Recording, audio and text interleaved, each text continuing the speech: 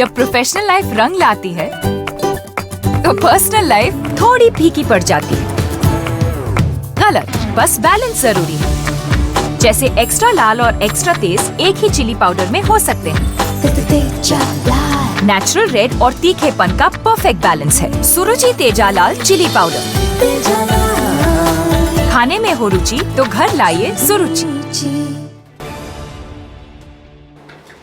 नमस्कार, BKB top 10 में आपका स्वागत है। तो आइए देखते हैं देश और दुनिया की टॉप 10 खबरें।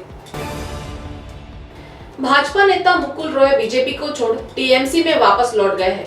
पिछले कई दिनों से चल रही अटकलों को विराम देते हुए शुक्रवार को उन्होंने घर वापसी कर ली।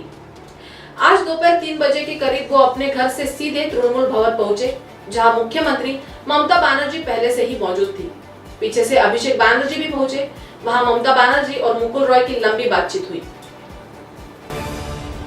यूपी में उभरे असंतोष के सुरों के बीच मुख्यमंत्री योगी आदित्यनाथ ने शुक्रवार को प्रधानमंत्री नरेंद्र मोदी और बीजेपी अध्यक्ष जेपी नड्डा से मुलाकात की। सूत्रों ने बताया कि प्रधानमंत्री और योगी की मीटिंग करीब 70 मिनट चली। बाद में योगी ने बीजेपी अध्यक्ष जेपी नड्डा से भेंट की। यह बैठक 1.5 घंटे से अधिक समय तक चली। गौरतलब है कि पिछले कुछ समय में योगी के खिलाफ असहमति के सुर उभरे हैं।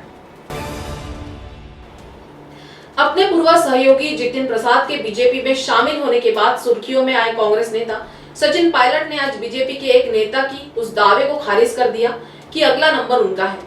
उन्होंने बीजेपी की ओर से किसी तरह के फिलर मिलने से भी इनकार किया है। बीजेपी में शामिल होने से पहले 25 साल तक कांग्रेस नेता रही रीता बहुगुणा जोशी की तरफ से कहा गया था कि उन्होंने सचिन पायलट से बात की है और वह जल्द ही बीजेपी में शामिल हो जाएंगे। केंद्रीय स्वास्थ्य मंत्रालय ने शुक्रवार को बताया कि 30 अप्रैल से 6 मई के बीच भारत में कोरोना वायरस की साप्ताहिक संक्रमण दर 21.6% के साथ चरम पर रही थी। इस बार दर में करीब 74% की कमी आ चुकी है। मंत्रालय ने कहा कि देश में महामारी के हालत स्थिर होते दिख रहे हैं, लेकिन लोगों को उचित व्यवहार और शारीरिक दूरी के नियमों का पालन करते रहने की आवश्यकता है। इसके साथ ही मंत्रालय ने बताया कि देश में 7 मई को कोविड-19 के सर्वाधिक नए मामले सामने आने के बाद प्रतिदिन सामने आने वाले नए मामले में लगभग 78% की गिरावट दर्ज की गई है। बंगाल भाजपा के अध्यक्ष दिलीप घोष ने तृणमूल कांग्रेस की सांसद और प्रसिद्ध अभिनेत्री नुसरत जहां को धोखेबाज करार दिया है। घोष की यह टिप्पणी नुसरत जहां की निखिल जैन के साथ शादी पर हो रहे विवाद के बीच आई है। अपने विवादित बयानों के चलते अक्सर चर्चा में रहने वाले दिलीप घोष ने कहा कि नुसरत ने संसद में एक विवाहित महिला के तौर पर शपथ ली थी। दिलीप घोष ने कहा, ममता बनर्जी कैसे किसी की शादी में जा सकती है जब वह व्यक्ति शादीशुदा ही नहीं है। उन्होंने सिंदूर लगाया, अब वह गर्भवती है और दावा कर रही है कि वह अविवाहित है। भारत सरकार ने कहा है कि टीकाकरण करने वाले व्यक्ति को सलाह दी जाती है कि हर वॉयल शीशी को खोलने की तारीख और समय नोट करे। सभी वैक्सीन वॉयल को खुलने के 4 घंटे के अंदर उपयोग कर लेना चाहिए। इसीलिए वैक्सीन की बर्बादी 1% या उससे कम होने की उम्मीद बिल्कुल भी अनुचित नहीं है। यह तार्किक है और इसे प्राप्त किया जा सकता है। इसके साथ ही सरकार ने कहा कि कोरोना वायरस संक्रमण के चक्र को तोड़ने से स्वास्थ्य ढांचे पर कम दबाव सुनिश्चित होता है और इससे सेवाएं बेहतर होती है। चुनाव रणनीतिकार प्रशांत किशोर ने शुक्रवार को राष्ट्रवादी कांग्रेस पार्टी के अध्यक्ष शरद पवार से मुंबई में उनके आवास पर मुलाकात की। दोनों के बीच बातचीत करीब 3 घंटे चली, जिससे राजनीतिक गलियारों में अटकलें शुरू हो गई हैं। राकांपा सूत्रों ने बताया कि मौजूदा राजनीतिक स्थिति पर चर्चा के अलावा पवार ने किशोर के लिए भोज का भी आयोजन किया। बैठक दिन में करीब 2 बजे तक चली, लेकिन न तो किशोर और न ही शरद पवार ने बाहर मौजूद पत्रकारों को कुछ बताया। मुख्यमंत्री योगी आदित्यनाथ की प्रधानमंत्री के साथ मुलाकात के बीच एक बड़ी खबर यह है कि योगी कैबिनेट में जितिन प्रसाद और एके शर्मा को जगह मिल सकती है। जितिन प्रसाद ने कांग्रेस छोड़कर कुछ दिन पहले ही बीजेपी का दामन थामा है। वहीं एके शर्मा को केंद्रीय नेतृत्व ने यूपी भेजा था। वे विधान परिषद के लिए बीजेपी के टिकट पर निर्वाचित हुए हैं। ऐसी चर्चा थी कि एके शर्मा को यूपी में बड़ी जिम्मेदारी दी जा सकती है।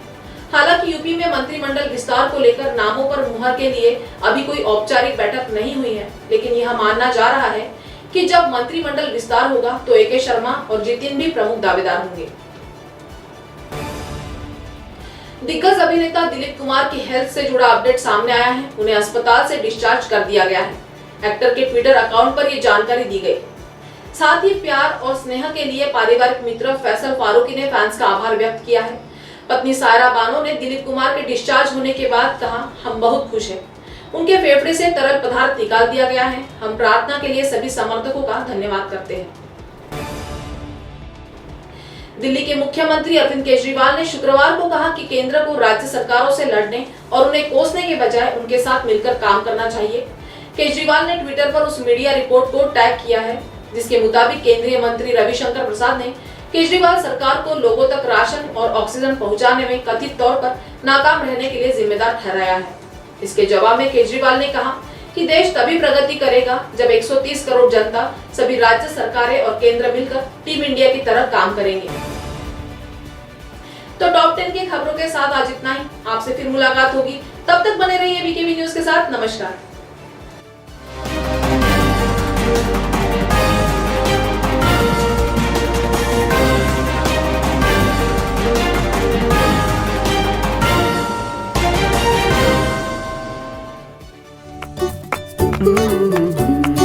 कहते हैं जब प्रोफेशनल लाइफ रंग लाती है तो पर्सनल लाइफ थोड़ी फीकी पड़ जाती है। गलत, बस बैलेंस जरूरी है। जैसे एक्स्ट्रा लाल और एक्स्ट्रा तेज एक ही चिली पाउडर में हो सकते हैं। नेचुरल रेड और तीखेपन का परफेक्ट बैलेंस है सुरुचि तेजा लाल चिली पाउडर। खाने में हो रुचि तो घर लाइए सुरुचि।